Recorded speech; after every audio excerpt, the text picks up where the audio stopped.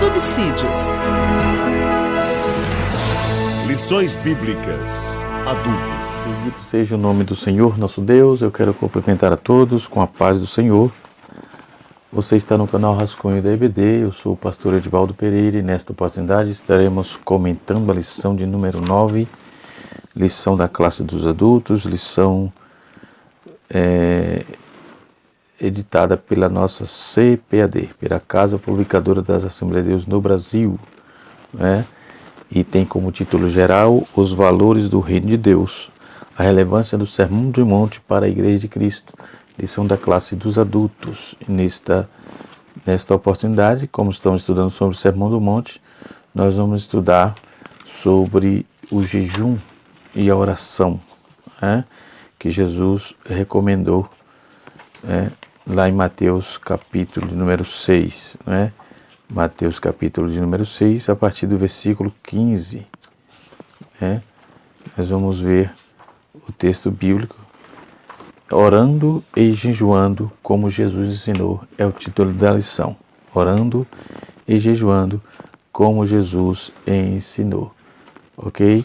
O texto bíblico em classe é Mateus capítulo 6, versos 5 até o verso 18, um total de 13 versículos para nossa meditação, né? E Jesus, ele começa trabalhando, ensinando a oração do Pai Nosso, uma oração muito emblemática, uma oração modelo no caso, né? Na verdade, é um modelo de oração onde temos 6 pedidos, 3 pedidos materiais, 3 espirituais e assim sucessivamente. Não é disso que vamos falar do teor da oração de Jesus, né? Quando vamos estudar o texto e toda a abrangência, né? E a nossa lição ela vem trazendo assim, oração é um diálogo com o Pai, primeiro tópico. O segundo tópico é oração, a oração que Jesus ensinou. E o terceiro tópico é oração e jejum, né? Mas o que é oração? Vamos partir desse pressuposto aqui. Nós vamos falar sobre o jejum bíblico e a oração. E jejum parcial existe? O que é a oração? Onde vamos chegar orando, né? Essas e outras questões estaremos respondendo aqui no canal Rascunho da EBD. Deixa eu tirar aqui minhas anotações que estão aqui, né? Aproveitando aqui para louvar a Deus pela vida de todos os irmãos que estiveram ali em Água de Lindóia, no encontro de casal, onde estivemos ali no final de semana próximo passado, com uma boa parte, ou melhor, dos nossos irmãos, nossos dirigentes de congregação e o nosso pastor, coordenador setorial e pastor presidente, pastor José Wellington Costa Júnior e sua muito digna esposa, irmã Lídia Dantas Costa, glória a Deus, que foi cirúrgica no domingo pela manhã, foi excepcional, dia 22 precisamente, né? Deus a usou de uma forma toda especial, tratando sobre a importância do perdão, de perdoar-nos a nós mesmos, e isso faz bem a todos que estão ao seu redor, principalmente no teor familiar. Foi muito bom, graças a Deus. Então aprendemos bastante ali, tivemos bastante, um momento de comunhão muito interessante, um momento de muita graça de Deus, onde fomos ali ministrados, né, também pela palavra do nosso pastor, o pastor José Wellington Costa Júnior. Glória a Deus, a quem deixo aqui a saudação de paz e as minhas considerações, tá certo? Vamos lá, canal Rascunho da EBD, estamos aí na lição de número 9 e vamos estudar sobre a oração e jejum bíblico, onde aprendemos que é a oração e veremos também como devemos orar. Vamos destacar, vale a pena salientar, que estou dando na igreja também, onde pastoreio, um ensino sobre oração, reza, prece, meditação, qual a diferença desses teor de compêndio litúrgico da religião, tanto cristã e as demais que se seguem, ok? Mas no dia de hoje estaremos focados aqui na oração, orando como Salomão, por exemplo, orando como alta criação. Jesus ensina sobre oração, Paulo respalda isso, é tudo isso que vamos estudar um pouco sobre esta importante lição. Mas o que é oração? Oração é a prece dirigida pelo homem ao seu Criador, com o objetivo de adorá-lo, de pedir-lhe perdão pelas faltas cometidas, agradecer-lhe pelos favores recebidos, pela graça recebida, buscar proteção e, acima de tudo, uma comunhão mais íntima com Deus, com Ele, com a divindade, com o Senhor.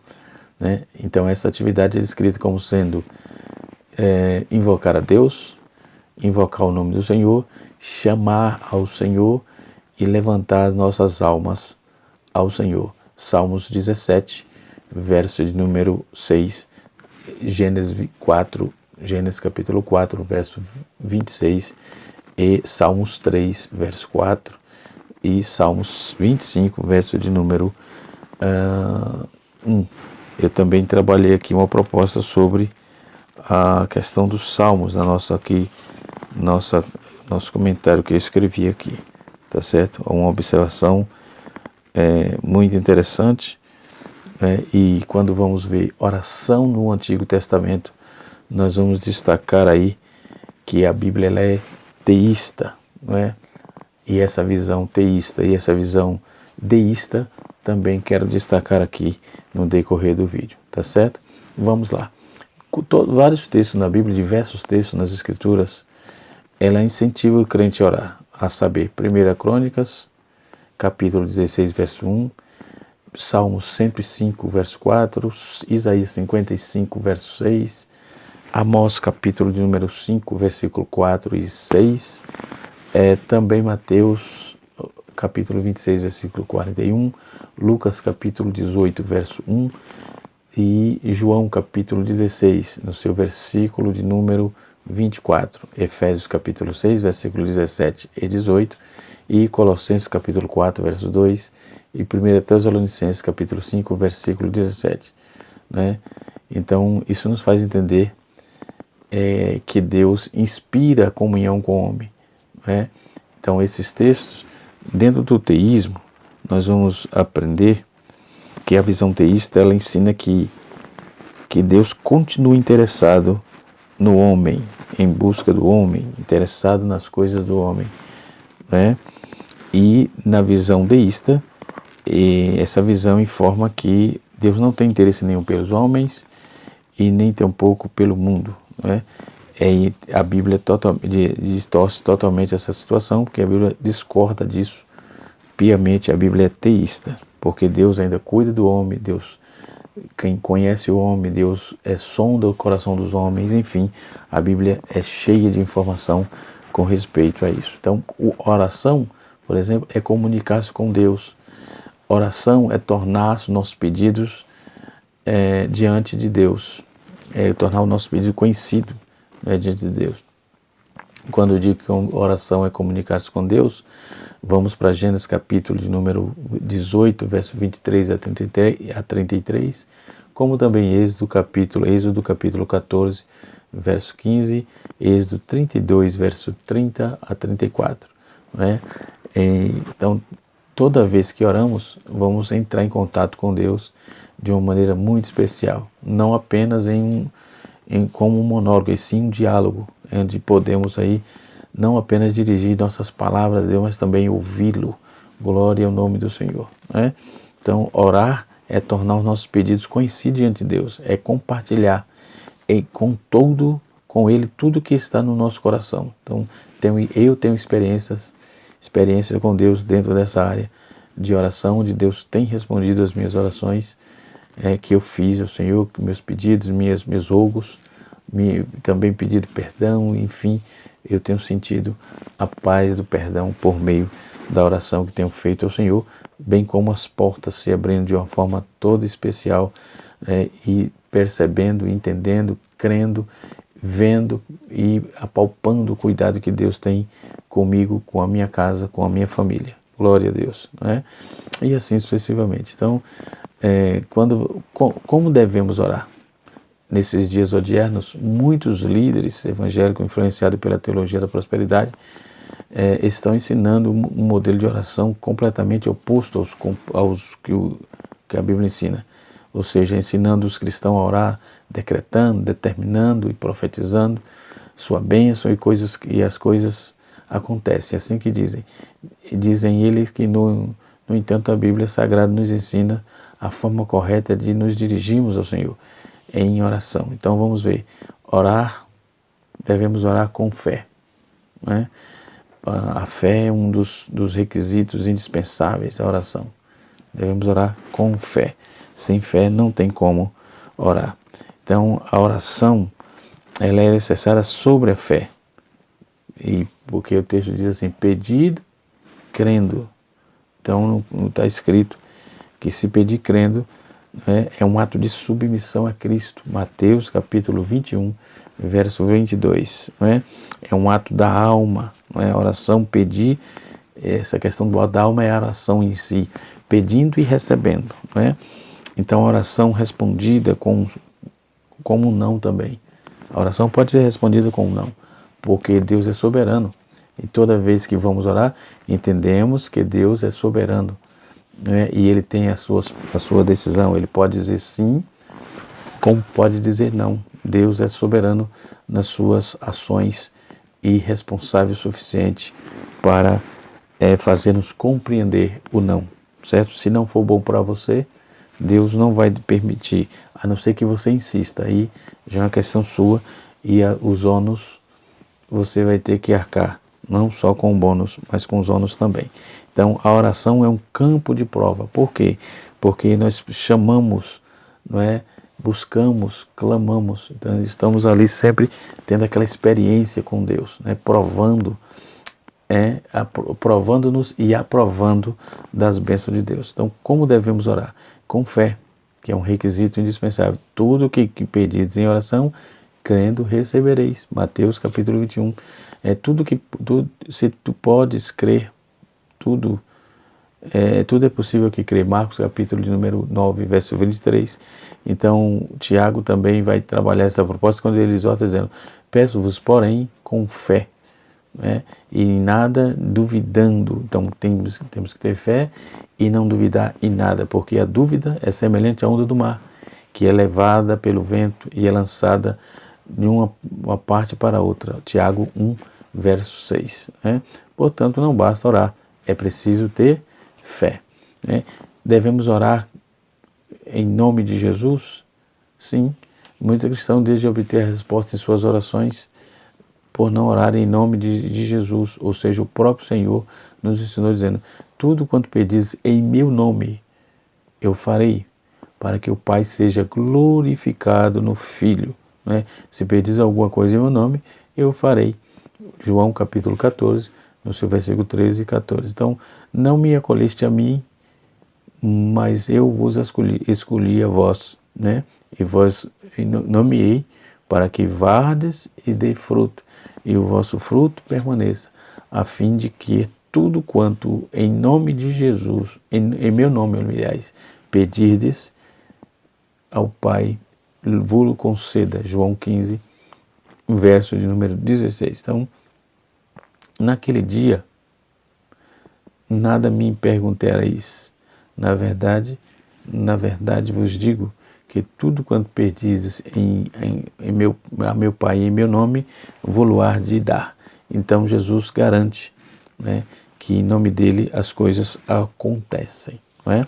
Então devemos orar segundo a vontade de Deus. Né? Então é imprescindível isso, trabalhar dentro da vontade de Deus, para que a vontade de Deus prevaleça, para que a vontade de Deus ache em nós, né, guarida e tenha assim prazer em nos abençoar.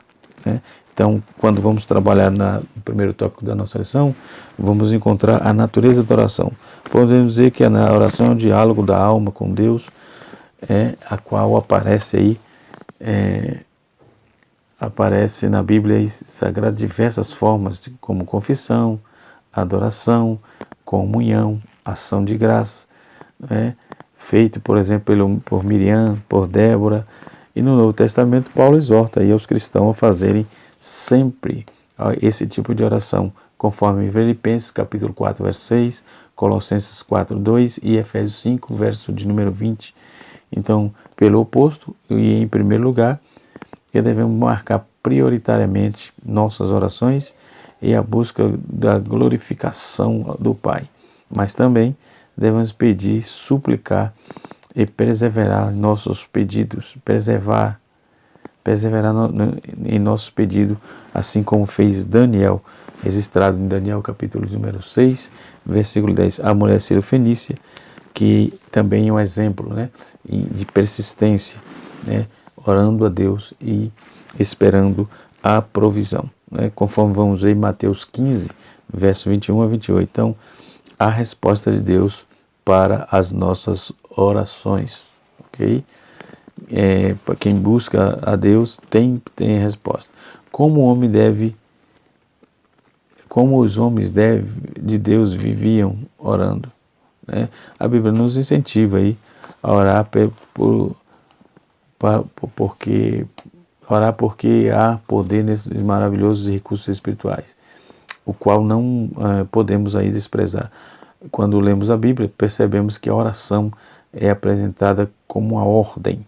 Em Lucas capítulo 18, verso 1, 1 Tessalonicenses versículo 17, capítulo 5, verso 17 e Timóteo capítulo 2, verso 8. Então, no Antigo Testamento, por exemplo, Esdras via a oração como um recurso mais poderoso do que o exército do rei Artaxerxes, né? No Novo Testamento, o Senhor Jesus, ele tinha a oração como tão necessária quanto o sono e o alimento. Mateus capítulo 4, verso de número 2, né? E Lucas capítulo 6, verso 12. Então, essas informações são muito interessantes. Então, quais as maneiras de orar, né? A Bíblia nos ensina que a oração tem um interlocutor direto. Portanto, vós orareis assim. E quem é o interlocutor direto, né? Aí diz assim: Pai nosso que estás no céu, santificado seja o teu nome. Ou seja, por isso não podemos orar de qualquer maneira. É preciso ter a mesma atitude dos discípulos a respeito da forma de orar, né? Senhor, ensina-nos a orar. Lucas capítulo 1, 11, verso 1. Os discípulos pediam. Então a palavra nos ensina que é a respeito de orar. Ou seja, a quem ora a quem essa oração deve ser dirigida, aliás. A oração deve ser dirigida a Deus, Pai, em nome de Jesus, de Jesus Cristo, o seu Filho. A postura do corpo na oração. Não há uma exigência específica na Bíblia a respeito da postura do crente na oração, a postura corporal, no caso, né?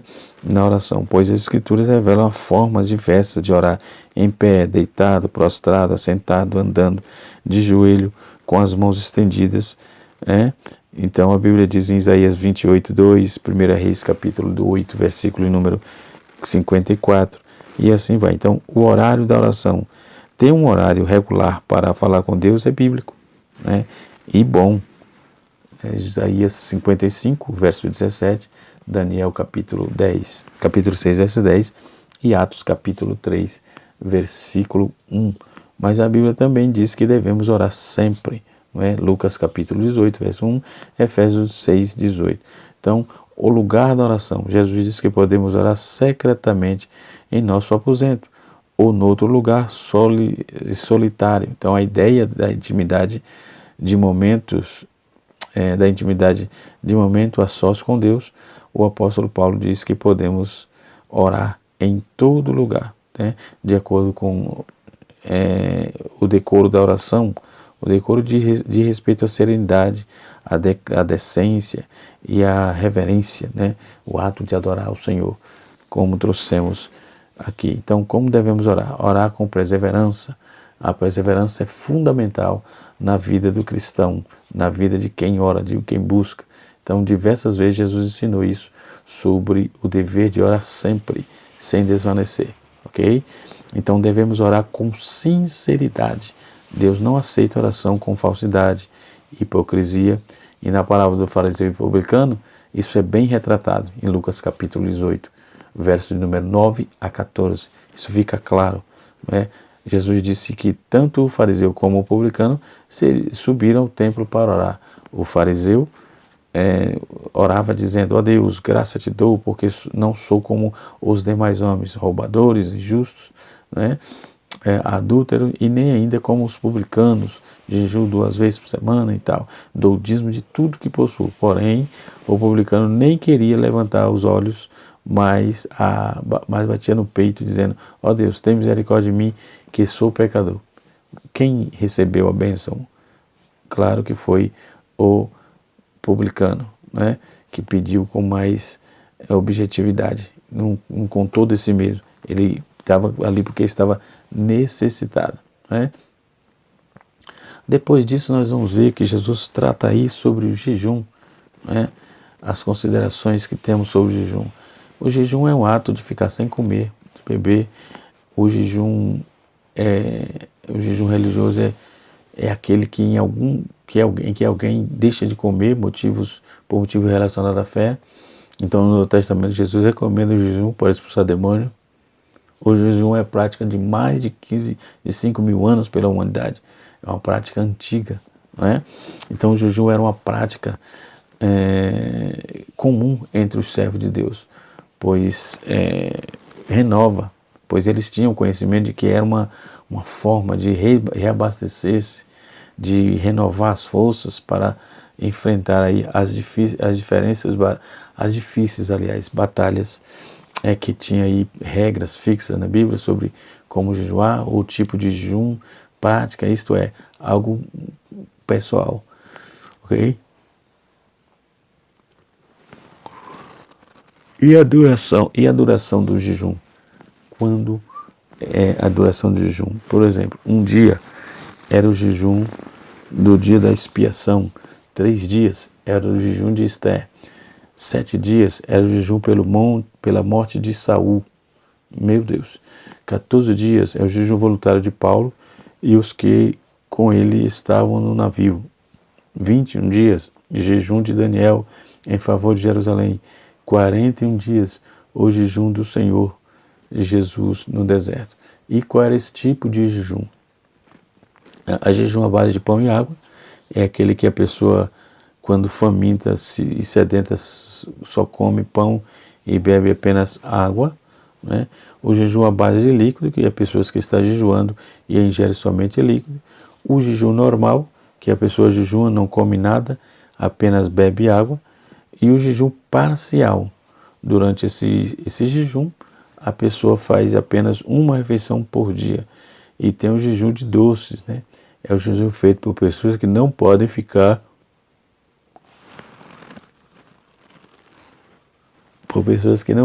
sem ingerir alimentos, né?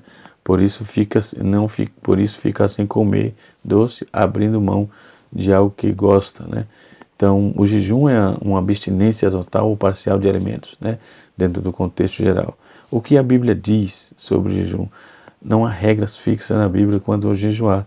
E que tipo de jejum tipo de prática, isso é, algo de pessoas mais práticas do jejum, além de ser recomendação bíblica, traz consigo alguns princípios que nós vamos notear agora. Então, na igreja nos dias de hoje, divide-se entre 2 extremos: aquele que não dão valor algum ao jejum e aqueles que se excedem em suas ênfases sobre.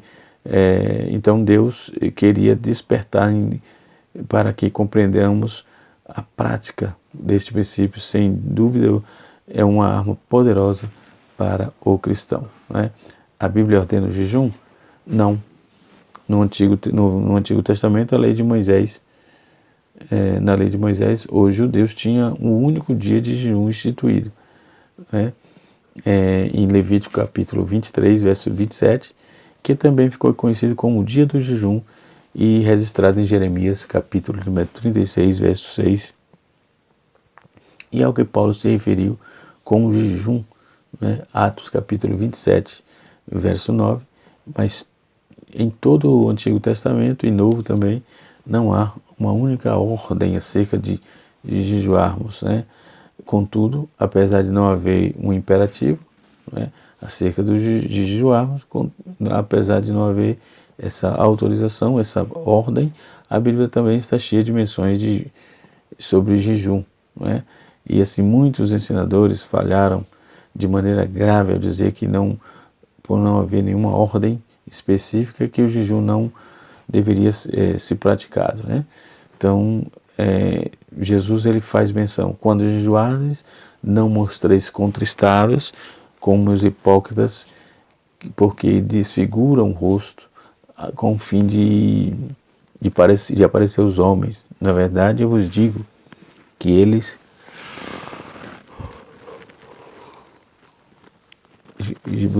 já receberam sua recompensa.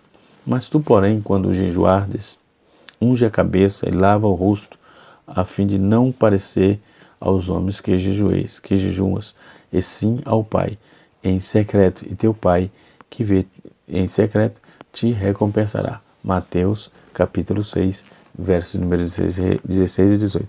Embora Jesus não esteja mandando jejuar, nas suas palavras, por exemplo, ele esperava que de nós essa prática, né? Então, algumas pessoas dizem que as epístolas não dizem sobre o jejum, porque não é importante, enfim. Então fica essa discussão. É interessante jejuar. Pronto, se resume. Não é? Mas não há um mandamento explícito, não é? Mas é importante. Então, quando estava para ser assunto ao céu, Jesus deu ordem aos seus discípulos, aos seus apóstolos, que ensinasse as pessoas a guardar tudo o que ele tinha ordenado. Mateus 28, verso 20, né? Incluindo o modo correto de jejuar.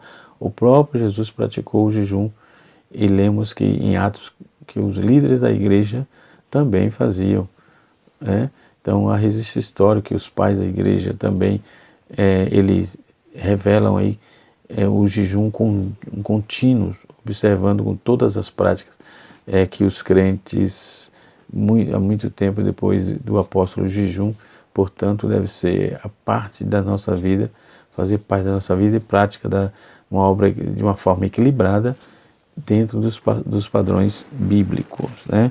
Então, o jejum jejum e oração é uma combinação perfeita. O comentarista colocou aqui na lição. Em inúmeras passagens bíblicas podemos notar que a oração e o jejum estão bem combinadas. Vamos ver em 1 Samuel, capítulo 7, versos 5 e 6, 2 Crônicas, capítulo 20, versos 3 e 5, Esdras, capítulo 8, verso 21 e 23, e Números ou Neemias, capítulo 1, versículo 4, Neemias 9, 1, e Lucas 2, verso 37, né? E Atos, capítulo 13, verso 2 e 3.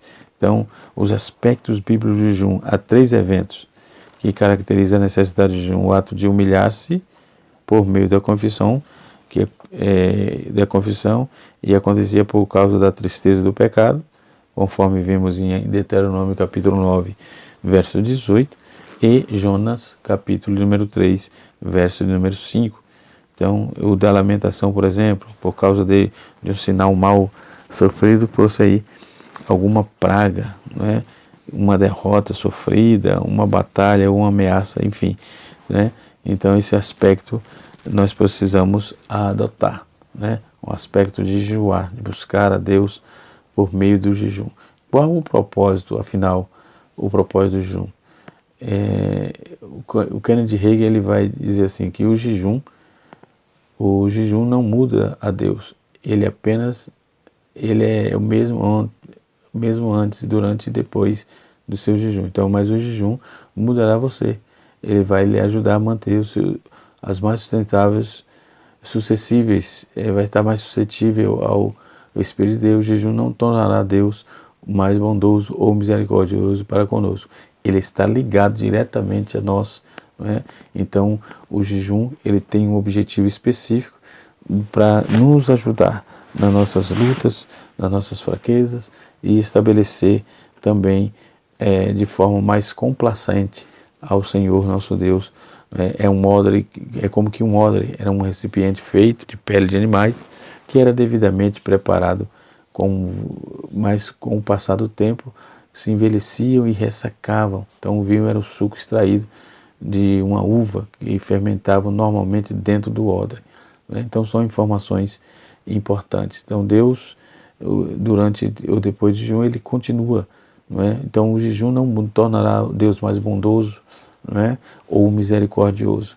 Então, a nossa necessidade de romper com as barreiras e limitações da carne, ou seja, o jejum deixará o nosso espírito atento, pois ele modifica a carne e aflige a nossa alma. Então, Jesus nos deixou claro um ensino precioso acerca disso, não é? Quando falava sobre jejum.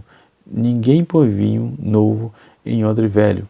Do contrário, o vinho romperá os odres, e tanto se perde o vinho como os odres, né? Mas põe-se o vinho novo em odre velho. Então Jesus já estava trazendo aqui, trouxe essa informação muito interessante para os nossos dias, tá certo? Que Deus em Cristo te abençoe, que a boa mão de Deus continue sobre a vossa vida. E vamos finalizar aqui sobre o jejum. No Antigo Testamento, vamos encontrar aí diferentes propósitos para o jejum. Por exemplo, o propósito de consagração era o voto de nazireado e envolvia a abstinência de jejum de um determinado tempo de alimento, tipo de alimento. Então isso era um voto. No Neemias capítulo 6, versículo 3.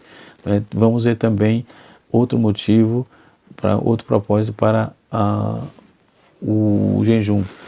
Arrependimento de pecado. Samuel e o povo jejuou em Mispa com um sinal de arrependimento pelos seus pecados. 1 Samuel capítulo 7, verso de número 6 e Neemias 9, verso 11.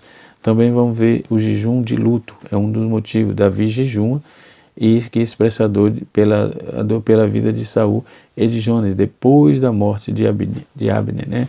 2 Samuel capítulo 1, verso 12, 2 Samuel capítulo 3, verso de número 35. Aflições é outro propósito para orar. Davi jejua a favor da criança que nasceram em Betseba, que estavam doentes à morte, né? Então Josafá também apregou um jejum e todo o Judá, quando estava sobre risco, né, de ser vencido pelos moabitas e pelos amonitas. 2 Crônicas, capítulo 20, verso de número 3, né? Outra informação importante, para buscar proteção. Então Esdras proclamou um jejum junto ao rio Ava, pedindo a proteção e a bênção de Deus sobre a sua viagem. Esdras capítulo 8, verso 21 a 23. Né? Esdras também pede ao seu povo que jejue por ela, né? Para que a proteção do seu controle como rei, por exemplo, em Esdras capítulo Esther, capítulo 4, verso 16. Outra situação, que é a situação de enfermidade. Davi jejuava e orava por outros que estavam enfermos. Salmo 35, verso 13. Depois também tem a intercessão. Daniel orando por Jerusalém e seu povo. E nos evangelhos nós vamos ver que é uma preparação para a batalha espiritual. Jesus mencionou isso. Em determinadas coisas, castas de demônio, só sai por meio de oração e jejum. E assim sucessivamente. Que Deus abençoe a todos, que espero poder ter ajudado e que o Espírito de Deus continue falando poderosamente em nossos corações. Tá certo? Forte abraço. Canal Rascunho DBD, ensinando para transformar vidas.